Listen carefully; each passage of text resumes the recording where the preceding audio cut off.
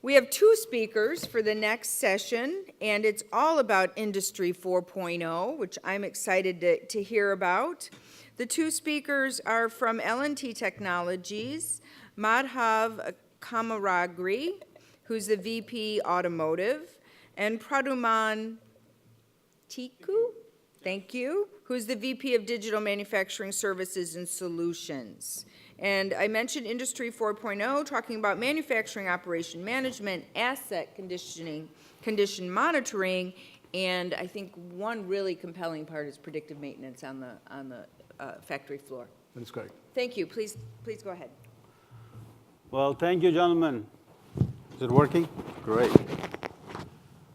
Thank you for coming, spending this afternoon with us, giving us this opportunity. My name is PRADUMAN TICKOO. You did a good job in saying that. It's PRADUMAN TICKOO. And I head the digital manufacturing and services and solutions business that we have in L&T Technology Services. L&T is a pure play, and MADHAV is going to talk about it a little bit, is a pure play engineering services company, 8+ decades old. 18 billion in revenues, and our division is about 1 billion, a little less than $1 billion, and where we play only engineering services. And Madhav is going to talk a little bit about it, and I will let Madhav introduce himself, and then we go on to the presentation and the message that we have for you today.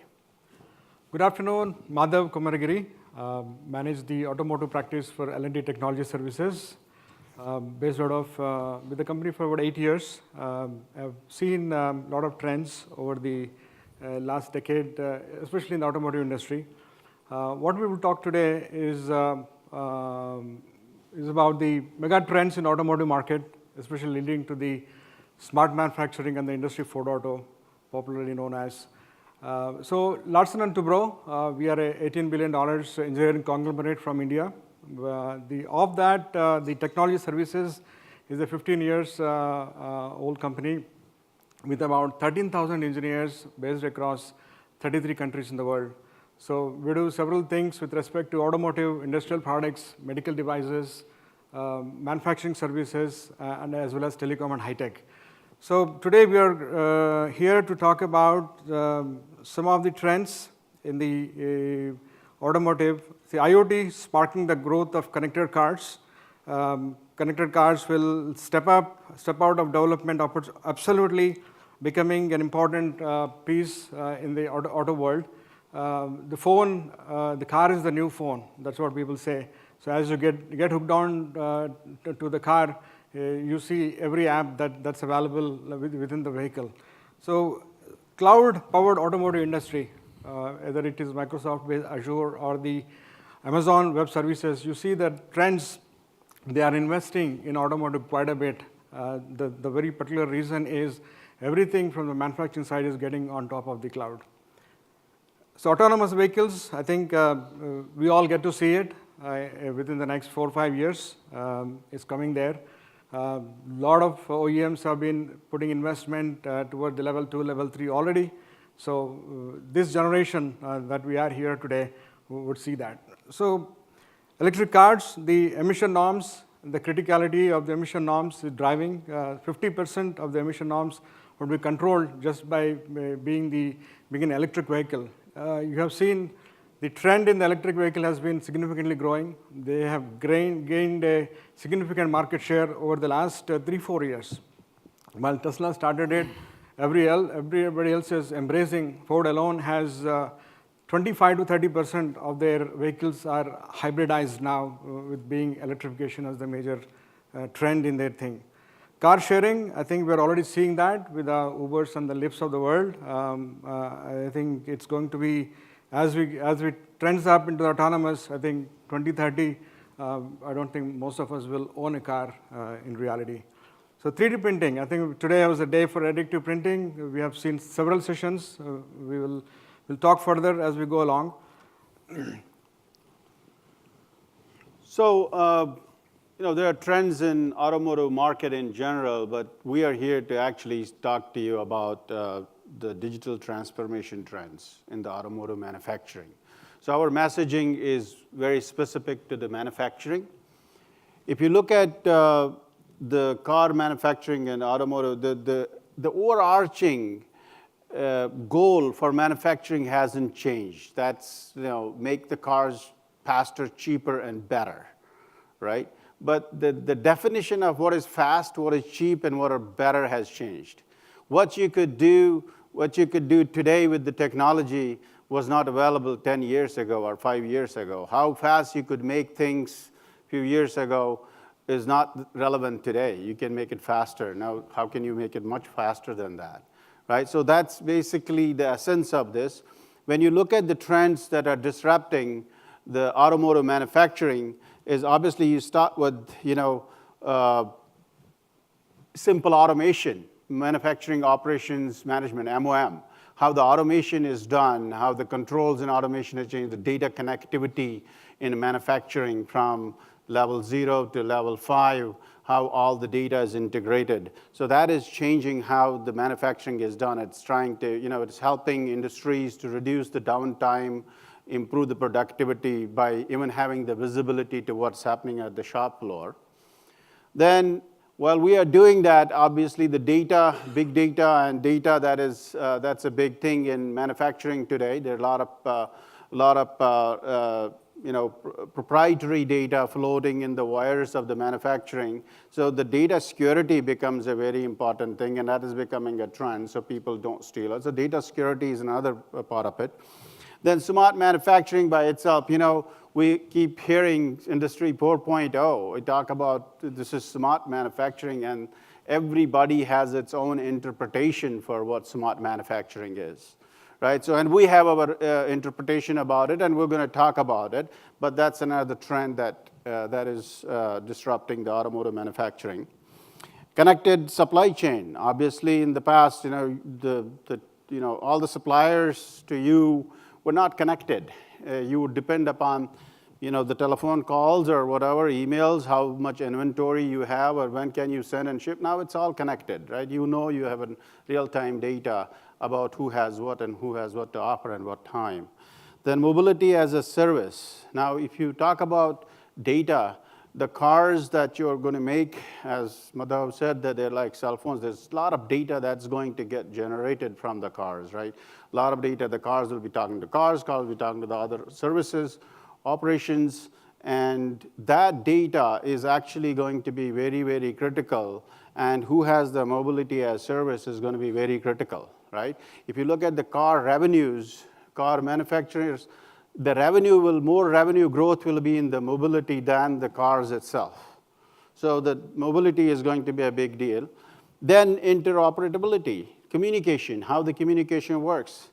All the electronic communication within the cars, everybody has its own system. It has to be very compatible with everybody else's platforms. So that's a very important thing. Now, while we're talking about all these different trends, you can see cyber physical systems, additive manufacturing, rapid prototyping, product line flexibility, and data analytics. These are some of the things that become very, very relevant. And we're going to talk about a little bit about what those things are and what we as a company do to help you move into that space and help you navigate through that process. There are some, some data that you can see that what kind of values we're talking about in various automotive things. So I'll go to the next slide where we can, Madhav is going to talk about the challenges, and then I'll take it back over. So why are we here? I mean, what is that? What is pushing us to be? So if you look at the challenges to meet the emission norms, we talk about the electric vehicle as one thing, but the government pushing the norms is also pressing the OEMs to step up on the standards and the change in the manufacturing the way it is being made. Infusing the technology is one piece to it, but actually making it happen in the real-time manufacturing is the challenge. So environmental health and safety, I think 80,000 accidents are reported in the auto factories every year. So I think how to mitigate that? I think by using the technology, there are some solutions that we have implemented. We will talk about that as the asset condition monitoring and how we can leverage those. Unplanned downtime, so which is very critical again. If you look at the impact is about 3.5 billion in spend every year because of the unplanned downtime. So it could be various reasons. I mean, it could be n number of reasons, but how to control that? And what is that's available today in front of us to use the technology to leverage that? And autonomous robots, if you look at the factories such as the Tesla factory, the amount of robotics they use, the intelligence they use, the complex operations they are able to do today, I think that proves itself that there is a video out there which Tesla recently released. It talks about the sophistication they have. Of course, they have also realized the problems of not having a manual intervention into the process, but still, they could, so that proves that how far they can push themselves from a technology perspective. Cybersecurity, PK talked about it. It's very important to protect the data. While the car can be hacked, factories can also be hacked.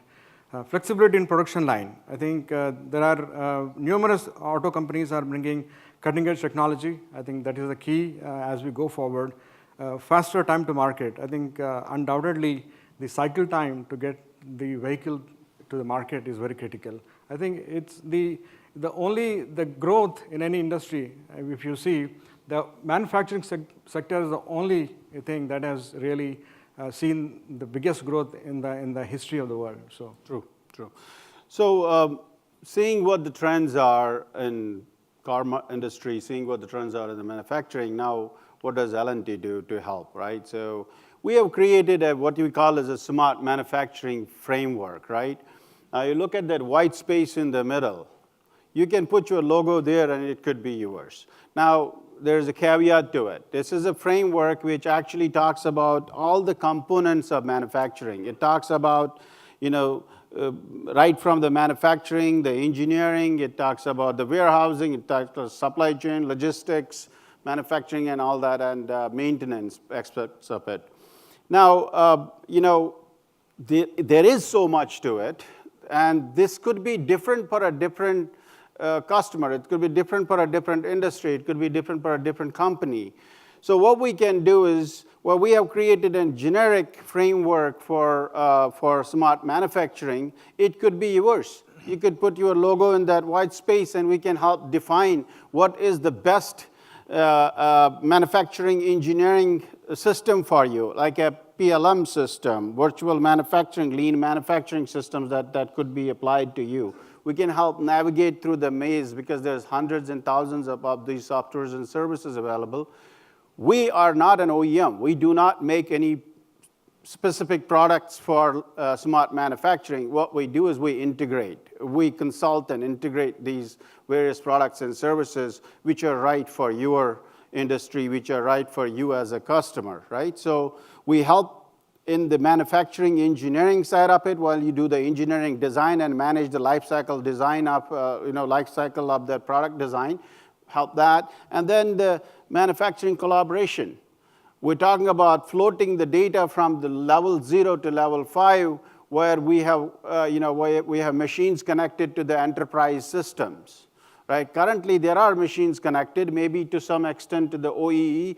Automotive industry is still leading the rest of the pack in this space where the MES implementations and SCADA implementations and OEE is done more often. You can see it more in the automotive industry and not other industries as much. But MES implementation, how is now this data that we take real time from the production floor via MES and production systems and connected to your enterprise systems and MES systems, right? So that is something that we help figure out. And what is the right system for you, we help do that. And then what is the data acquisition tools and methods that you need for your specific thing, we help figure that out for you. Planning and scheduling softwares and so on and so forth. Also, we look at the enterprise enablement, like you all have ERP systems of one sort or the other, SAP and Oracle and all other JD Edwards, what have you. But how effective and functional they are today, and how do we make them more effective, how do we make them more real time, that's another thing that we're talking about. And obviously, the enterprise asset management, we'll talk a little bit more about how do you manage your assets, and how do you do the asset condition monitoring, some of the solutions that we have. Then industrial IoT, which is, we talk about IoT, smart sensors, what kind of sensors, data analytics. So far we have been, I remember, I don't know, anybody from Chrysler here? No? So I was one of the guys that did one of their factory information systems back in very early 90s, where we collected a lot of data, did some analytics on the data and showed those bingo boards and look, this machine is this, up and down time and all that, very basic generic data that was shown, but that was still good. Today, we're talking about not only the data of the machines, we're talking about uptimes, we're talking about downtimes, the reasons, the analysis of why the machine is down, what could be the different reasons, and how can it be fixed, all to be displayed real time. So that is something that we're talking about. And then, IT and OT integration is a big thing. Like for many, many years, you must know that your IT department never owned the networks on the production floor, and because there wasn't any connection. Now today, this is very cohesively integrated. So therefore, an IT-OT integration is a must. And that's where we have, if we don't know, the L&T also has a sister company called L&T Infotech, which is IT company. So wherever there's an SAP integration of some sort that we use their help to do this. So that's another thing. And then asset condition monitoring, we'll talk about it. So since there are various different products available in the market today, services available in the market today, which ones are right for you? What framework is good for you? Everybody's trying to create a framework for their smart manufacturing. We can help create that framework for you. As I said, put your logo in the middle and we'll put right softwares in there, that's your framework. And then once we create the framework, we can create a roadmap. Now, how do we do the adoption roadmap? Various people are adapting these technologies randomly, right? I mean, they could start implementing the ERP system, they could start implementing the MES system, they do SCADA, and a lot of people are doing it out of chaos. Now, the more time we spend upfront in strategy, and more time we spend upfront in creating a roadmap for deploying this new technology is better. So this is again a sample roadmap. If you look where this car, you see the car in that line is almost up to there. Automotive industry is already there. But there is much more beyond that car that is still not implemented. As I said, there you have information, you have data connectivity, you have some sort of sensorization, you have a little bit of a digitization, but you also have some kind of an OEE, data, but you don't have complete integration to, predictive maintenance. You don't have, the integration to the production planning systems, scheduling systems, and stuff like that. So that is something that is the next. And what we take as an approach is, we would do a readiness assessment. We would identify what processes, anomalies, data, are there in your particular plant. Define some roadmap for you. Define the process map for you, and then we look at your vision. What vision you? Excuse me. We look at your vision of implementation or 4.0. What your vision is, and then we create a gap analysis. We do a gap analysis and see where you are today, where you need to be, and how do we create that roadmap for deploying. Excuse me. So after, going back to this roadmap, once we have it, it's very important that we create a roadmap because that defines the puzzle. Rather than implementing an MES solution and then trying to figure out what SCADA or what IoT system or what sensor we need is not the right approach, rather than going from ground up or top down. So that's very important for that purpose. Now, in the manufacturing operations management, if you look at what L&T can do today, again, I want to again mention that we don't make any of these products. And we don't sell them. We are a pure play integrator, and we try and figure out what system is best for you. And if you look at your industrial automation field, PLCs and DCS systems and what have you, so which one is that? People want to get to the no-touch operations. And I am working with a customer. He says, I want a lights-out manufacturing. That means you turn the switch on, go home, and come back tomorrow, things will be done. So that's the vision people have, right? In fact, to a lot of extent, those guys are already doing that. They're about 80% or 85% of lights out. So that's where we are longing to, wanting to get there, is lights out manufacturing, no-touch operations, monitoring and control, and physical digital interfaces, right? I mean, those are the intelligent automation type of things that we're talking about. And in the smart execution, we talked about MES system, production planning systems, operations and execution systems, IT/OT integration. These are all the services that we offer to our customers. Again, when we say that it's all powered by mobility, cloud deployment, IIoT, cybersecurity, and robotics. Now, when we talk about robotics, I'm working with the customers today that, they talk about robotics, but how is it going to be, relevant to them? And what kind of robots, and what will it do for them? How can we reduce some of the operations that we are doing? There's a lot of attrition at some places, the workforce issues, and how do we actually take critical operations, which are very, very critical, which cannot be dependent, how can we deploy some of the robotics? As you know, it's not a secret, by 2020, a lot of the work will be performed by robots, a lot of it. And obviously, manufacturing is going to change significantly by additive manufacturing, like 3D printing is going to come in. So, but these things will keep defining our industry, and we need to figure out a way to stay ahead of the curve. What do we do, and how do we get there, and some of the services that we offer in that field.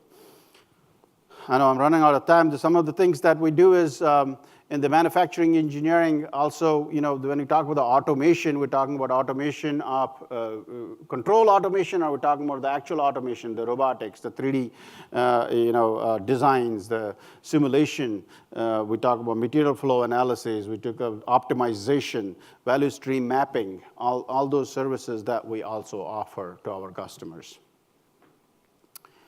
There are a few solutions that we wanted to leave you with to think about them, what we have created. These are what we call as the asset condition monitoring. I know you guys have probably heard it from 100 different other people, asset condition monitoring. But what we have done is a template. We have already created a framework for asset condition monitoring. You can have anybody's control system. You can have anybody's MES system. We can implement this template in it, where we can actually do root cause analysis, predictive capabilities. Now, we're talking about collecting data for what reason? I mean, the analytics, the data analytics in the real time is key. We collect the data. We not only collect the data from the sensors, we also collect the video data about operations, about the surroundings, things that are happening. And when we do analytics, we analyze the data from the sensor and from the videos together and create predictive analyses of what to expect. In terms of maintenance, we have some solutions where you can, well in advance, I know you heard it before, when well in advance will give you, it will keep telling you the life of that equipment at every stage. Constantly you can monitor the life of the equipment with sensors, that the technology that is available today, the artificial intelligence that is available, and the machine learning algorithms that are available that we have put in place. So this is one of the solutions that we have implemented, especially in the automotive industry. One of the giants in the automotive industry is using that solution, and we are doing that. We talked about OEE and downtime. A lot of people are doing OEE right now. You are seeing,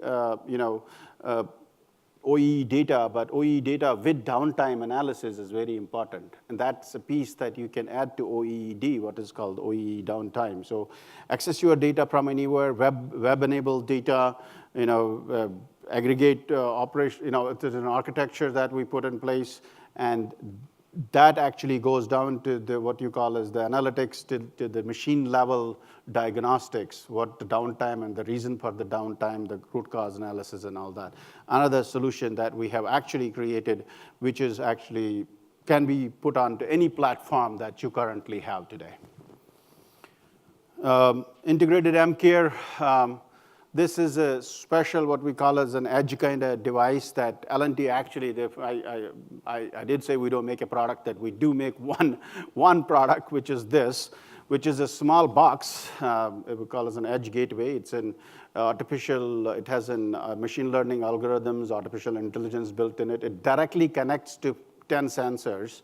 Could be vibration, temperature, monitor, it could be airflow, pressure, current, and it monitors that device, whatever it is connected to, in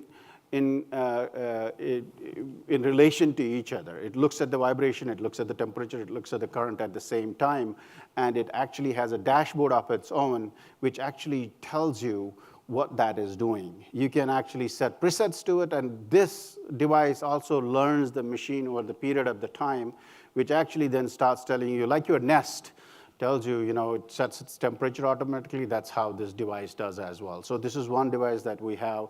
I did lie that we don't make a product. That's one product that we make.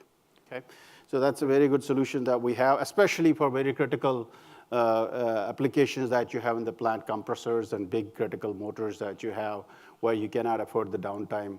The ROI on that device is less than 3 months in some critical operations that you have. Yeah, you can set it up in an iPad or an Android based environment. You can monitor your factory right from your home.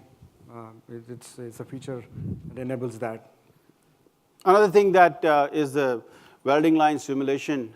We have seen very often that you do the welding, robotic welding happens, that we can actually do the simulation. We have the various simulation softwares we're using, off-the-shelf simulation softwares, that we can actually do the simulation of the welding, create the whole profile, welding profile, and let you know before. And we do also do the robotic programming to set to that simulation. So we do create this before you go and implement it, and before you save any, waste any time in testing on the field. We can do it all through simulation.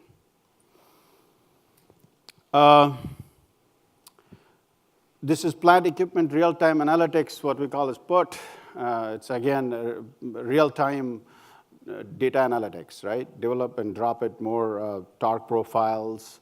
We are actually when we are actually manufacturing, when you are manufacturing any of your things, whether it's cars or any other equipment, we can actually take the data from various machines that is actually being used at making that device and attach it to the device what you are finally making. And this was the condition of those devices. This was the torque that was applied. This was the torque that was applied.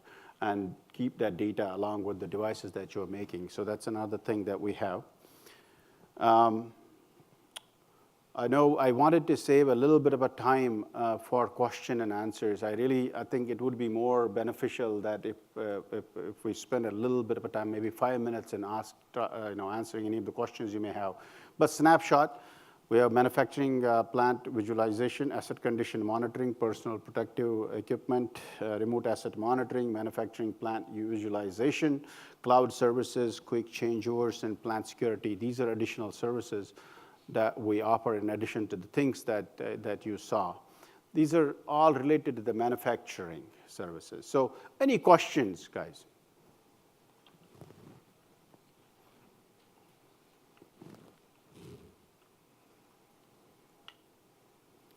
Okay, if you don't, so what we talk about, what we look at the plant visualization, manufacturing plant visualization. Again, we talked about OEE, we talked about MES implementations, right? And how what we call is day by hour, what a day by hour analyses of things, like what is being manufactured. You set targets for your production targets for a day is, say, 1,000 pots, and that translates down to 300 per quarter of the day or whatever. So you do it by hour, by shift, by any time measure, and you set, this is called as the day by hour. Sorry, guys, I should have said. So that's the one thing that that we do, that is a part of the overall, I would call it the OEE or MES implementations, where you can see the day by hour visualization of your plants. We talked about asset condition monitoring. We talked about, there is another thing that L&T has actually come up with is a personal protective equipment, which is digitization of those. You know, you wear the helmets, you wear the gear, you wear those things that you go up in the ladders and stuff. There we have sensorized most of that equipment. And when your people are not wearing that, you will know. If there is a person in an area that he hasn't wore the helmet or he hasn't tied his shoelace, you will know that that does not happen. So in various operations and places in some industries, it is very, very critical to track the workers' protectiveness, look at what they are wearing. The compliance to the safety is important. You can see that. Okay, and we talked about remote asset monitoring a little bit. We talked about that. Cloud services. Quick changeovers is, you sometimes change a model from one to other, or you have machines that do parts from one part to the other part. There is processes that we can develop for you which may enable you to do quick changeovers from one part or one batch to other batch. I'll stop here. Yeah. So in conclusion, I think the biggest growth, I'll say it again, came from manufacturing. Either you look at what happened with the steam engines in the 19th century, or your mass production in the 20th century, or your automation wave in the 1970s. And then now we are in the midst of the smart manufacturing. So we are going to witness the biggest manufacturing change. Whether you like it or not, it's coming. And those who adapt and those who embrace, those are the countries who are going to see the most growth. And why is it important? It gives growth in employment, growth in productivity, and growth in the revenues and the economy itself. I think for that reason, I think there is every need to embrace the technology that's coming out of our way. I think that's the message we would like to give. And then that's this, around those are the services that L&T offers. Is what we would like to convey the message today. Right. Thank you for listening to us. Yeah. Right. No. One last thing. So again, thousands of people offering similar services, various different products, various different services out there, and very confusing to navigate the maze. And we can help make it simpler for you. That's the message that I can leave you with. And thank you again for listening to us, and I appreciate your time this afternoon. Thank you. Ladies and gentlemen.